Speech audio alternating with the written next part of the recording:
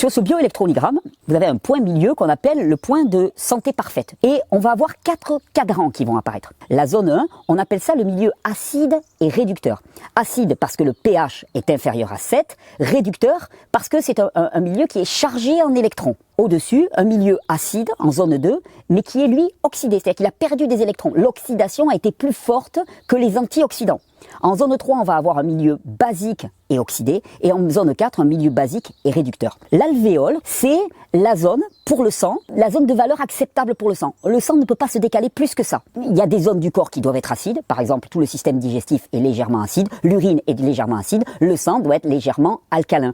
Certains organes doivent être plus acides, d'autres plus alcalins, donc quand ton sang devient alcalin, qu'est-ce que ça veut dire simplement? Ça veut dire que le sang, il va véhiculer énormément de minéraux. Pourquoi?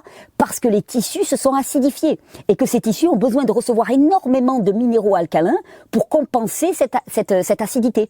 Donc vous comprenez, quand on mesure de l'alcalinité au niveau du sang, c'est pas que tout va bien, c'est qu'au contraire c'est le feu et que le sang est obligé de véhiculer énormément de minéraux pour neutraliser ce feu.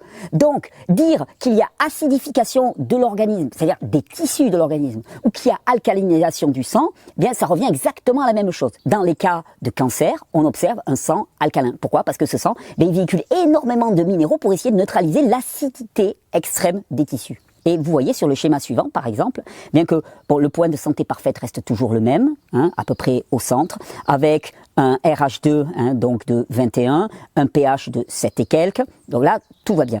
Et on voit que bien si le sang s'alcalinise et qu'il s'oxyde, eh bien on va doucement vers des thromboses. C'est des terrains à thrombose, des terrains à leucémie, des terrains à cancer.